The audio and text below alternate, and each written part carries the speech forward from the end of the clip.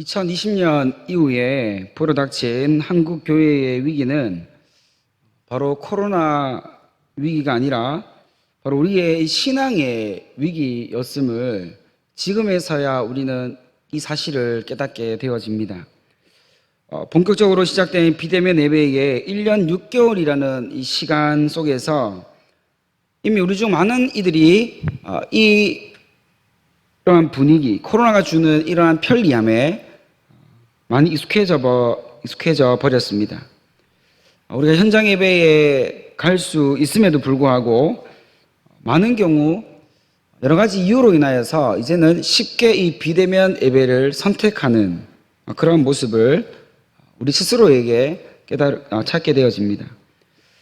이 어려울 때에, 이 힘들 때에 우리가 더욱 마음을 모아서 예배 자리에 와서 함께 기도하고 함께 말씀 들으며 또 함께 하나님께 찬양하는 이러한 영적인 일들에 우리가 서로 앞장서서 나아와야 함에도 불구하고 그러지 못했습니다. 사실 우리가 비대면 예배를 해야만 했을 때 어땠습니까? 교회에 올 때처럼 우리의 온 매무새를 단정하게 하고 또 우리가 마음을 다시 다잡고 또 우리가 화장을 하고 또 그렇게 정성 들여 예배 가운데 나아오는 것이 결코 쉽지 않다는 것을 우리는 이미 경험해 보아서 알 것입니다.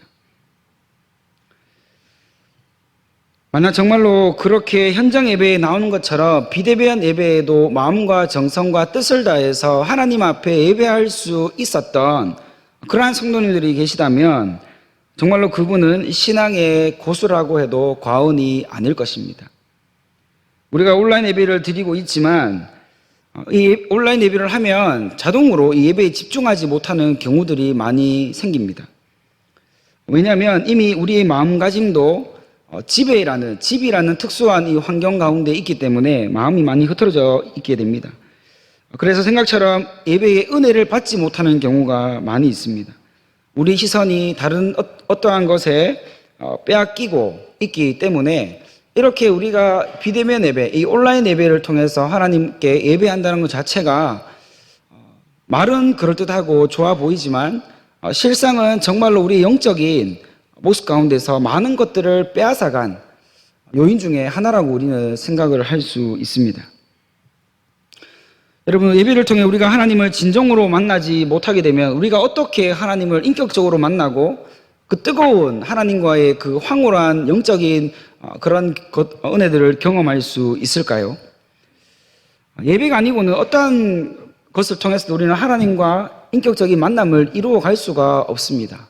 예배를 통해서 우리는 하나님께 나아갈 수가 있는 것이고 그 예배를 통해서 하나님께서 우리에게 베풀어 주시는 그 아름다운 은혜를 우리의 것으로 맞아들일 수가 있는 것입니다. 이러한 현상은 우리 한국 교회의 전반적인 지금 현재의 모습을 말해주고 있다고 해도 틀린 말이 아닐 것입니다. 코로나가 본격적으로 시작되고 난 후 수많은 개척교회들이 어쩔 수 없이 문을 닫게 되었습니다.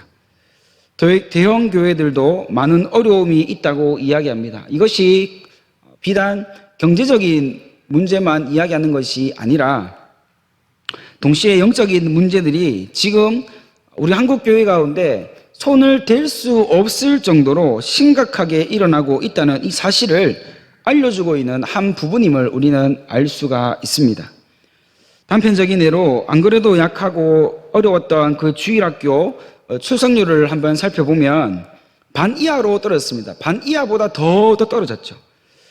많은 교회들이 추석하는 아이들보다 교사들이 더 많이 나오는 그런 현실을 지금 경험하게 됩니다. 그런 교회들이 허다합니다.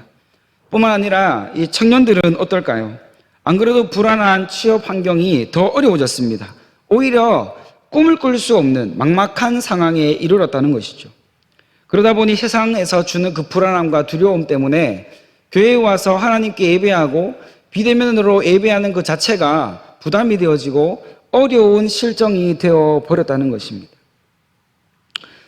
그것들이 청년들의 삶을 지금 굉장히 많이 위협하고 있고 또 그들의 삶을 엄습하고 있음을 우리는 알고 있습니다. 상황이 이렇게 되니 한국 교회에 점점 믿음의 힘, 영적인 힘이 사라져 가는 것은 너무나도 당연한 일이 되었습니다. 잃어버린 이 영적인 힘을 도대체 무슨 수로, 어떠한 방법으로 다시 회복해야 될지 많은 교회들이 고민하고 또 고민하고 있는 가운데 있습니다.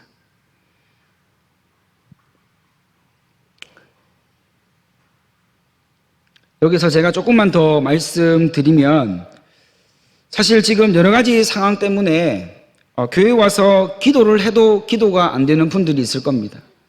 예배를 하러 왔지만 예배가 집중되지 않는 분들이 있을 겁니다. 찬양은 또 어떻습니까? 찬양을 하지만 신령과 진정으로 하나님 앞에 온 마음 다 쏟으며 하나님을 경배하는 일이 참으로 어려운 분들도 있을 겁니다. 그만큼 우리에게 이 영적인 회복 탄설력이 모두 상실해버린, 지금 우리 교회의, 한국 교회의 현 주소를 이야기해 주고 있다는 것을 우리는 알아야 됩니다. 과거에는 우리에게는 이 영적인 회복 탄성력이 있었습니다. 쉽게 지치고 쉽게 넘어지고 쉽게 쓰러져도 다시 일어날 그 영적인 힘이 우리에게 있었다는 거죠. 찬양을 통해서 일어날 수 있었고, 예배를 통해서 우리는 하나님께 나아올 수가 있었습니다. 특별히 기도를 통해서 우리에게 다가오고 있는 수많은 두려움들과 그 어려움들을 믿음으로 이겨낼 수 있는 그런 저력이 우리에게 있었는데, 지금 우리의 모습을 돌아보면 모든 영적인 힘들을 빼앗기고 오히려 탈진되어진, 이것을 어떻게 회복해야 되고 어떻게 하나님 앞에 갔는지를 그 과거에 대한 그런 추억과 그 믿음에 대한 모습들이 이미 희미해져 버린 우리의 모습들이 발견되어질 수도 있다는 거죠. 어쩌면 이러한 이야기들은 한국 교회 그리고 다른 교회의 성도들을 향해서 이야기하고 있는 것이 아닐 수도 있습니다. 여러분, 우리는 다시 하나님의 이 은혜의 영으로 회복되어야 합니다. 절망적인 상황에서도 다시 일어설 수 있는 정말 그 믿음의 저력, 믿음의 그 힘을 다시 회복해야 합니다. 그럼 우리는 어떻게 다시 하나님께서 우리에게 베풀어 주시는 그 은혜로 우리의 삶을, 그 영적인 삶을 회복할 수가 있을까요? 안 그래도 이 암울하고 어두운 이 시기 가운데 어떻게 하면 그 하나님께서 밝히 비춰주시는 그 밝은 빛으로 우리가 회복될 수 있을까요? 오늘 그 방법을 레위기 23장 말씀을 통해서 발견할 수 있습니다.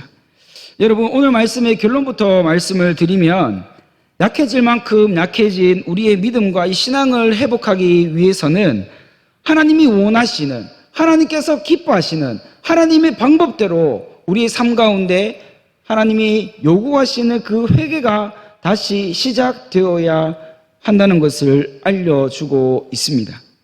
오늘 본문은 이 사실을 계속해서 강조합니다.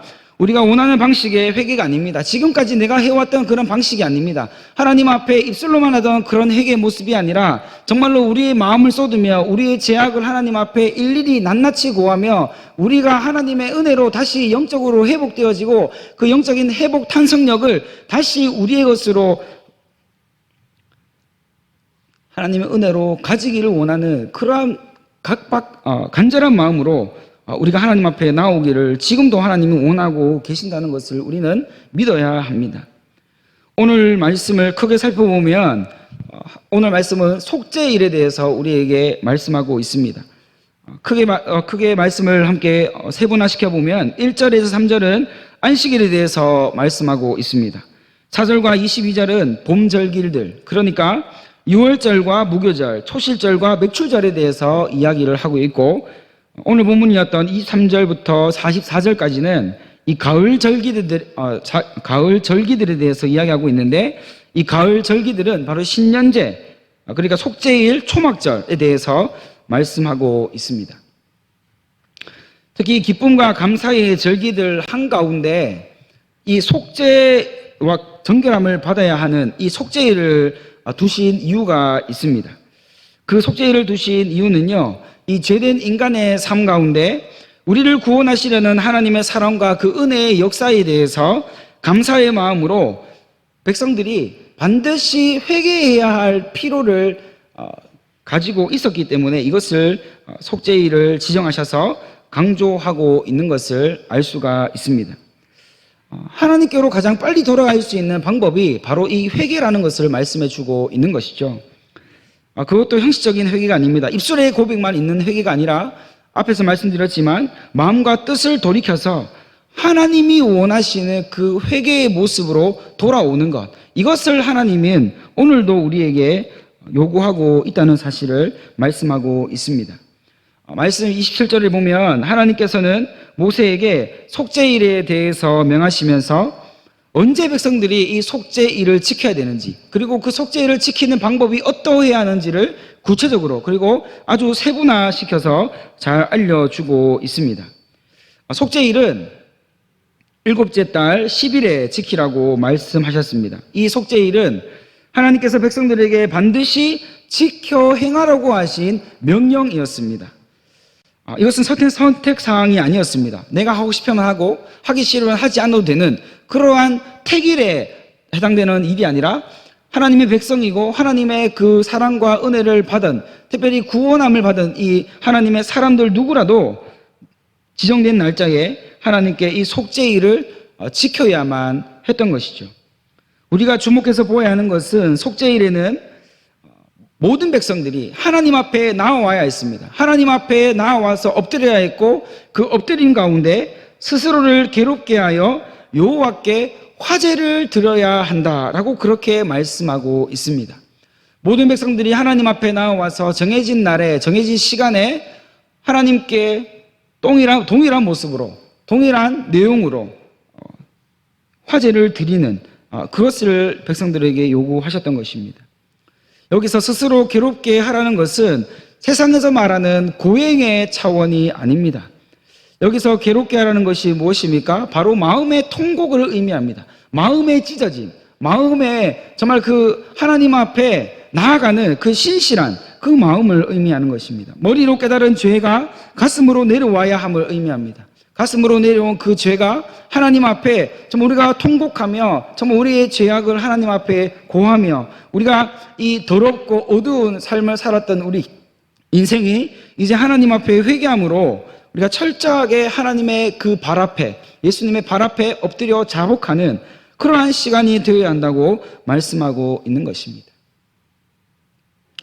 여기서 또 중요한 것이 나옵니다. 여호와 하나님께 화제를 드려야 한다고 말씀하고 있지 않습니까? 여러분, 화제는 무엇입니까? 불로 태워 드리는 것을 의미합니다. 그러니까 회개의 행위는 입술의 고백뿐 아니라 지나온 삶의 모든 잘못된 것들을 하나님 앞에 모조리 태워버리는 것입니다. 내 삶의 과거에 지은 죄들, 과거에 내가 알게 모르게 하나님 앞에 범했던 그 모든 죄악들을 있는 그대로 솔직하게 하나님 앞에 내어드리고 그것을 불로 태워서 그 모든 죄가 내 삶 가운데 더 이상 작용하지 못하도록 하나님께 모든 것을 내어드리는 그런 행위가 바로 이 화제로 속죄일을 지키는 이 백성들의 삶 가운데서 나타나야 한다는 것을 말씀하고 있습니다. 이로 인해 이제 예습관을 백성들은 따르지 않아야 했습니다. 오직 새롭게 하시고 완전하게 하시는 그 하나님의 손길로 그들은 지금까지 살아왔던 삶에서 완전히 돌이켜서 새로운 삶을 살게 되었다는 믿음의 선포가 바로 여기에서 이루어져야 한다고 말씀하고 있는 것이죠. 그만큼 하나님께서는 백성들의 죄악 가운데서 빨리 빠져나오기를 원하셨습니다. 그들이 회개하고 다시 그 죄악으로 돌아가는 것이 아니라 하나님 앞에 정말 온 마음과 온 뜻과 온 정성을 다해 나아와서 하나님 앞에 엎드려 자기 스스로를 괴롭게 하여 하나님 앞에 회개함으로 하나님께서 새롭게 인도하시는 믿음의 삶을 그들의 삶 가운데서 살아가야 한다는 이것을 하나님은 백성들에게 원하셨던 것입니다. 특별히 이 속죄일을 지킬 때에 하나님께서 백성들에게 마지막으로 명령하신 것이 있었습니다. 그것이 뭐냐 하면 바로 속죄일에 이 안식하라는 명령이었습니다. 여기도 명령이 들어갑니다. 안식해야 되는 것. 안식이 우리가 무엇이라고 이해하고 있습니까? 안식일을 지킬 때에는 우리가 하나님께 예배하는 것 외에는 다른 것을 하면 안 됩니다. 일을 하면 안 됩니다. 나의 취미생활, 나의 개인적인 일들 그런 것들을 하면 안 됩니다. 오늘 말씀에도 마찬가지입니다. 속죄일을 지킬 때에 안식하라고 말씀하셨는데 속죄일을 지키며 안식해야 될 백성들이 어떤 것이라도 하나님 앞에 하게 되면 안 된다라고 오늘 말씀은 분명하게 이야기해 주고 있습니다. 백성들에게 스스로 괴롭게 하라는 것은 온전히 하나님 앞에서 자신의 죄악을 돌아보며 또 필요하다면 금식하여서 오직 하나님만 생각하며 그의 영혼이 정결하게 되고 깨끗하게 되어지는 그 영적인 일에 힘을 다하고 열심을 다하라고 말씀하고 있습니다. 여기서 말하고 있는 이 회개는 우리의 마음을 쏟는 일입니다. 우리의 생각을 쏟는 일입니다. 우리의 삶을 하나님 앞에 쏟는 일입니다. 오늘날 많은 그리스도인들 가운데 회개가 굉장히 가벼워진 경향이 많이 있습니다.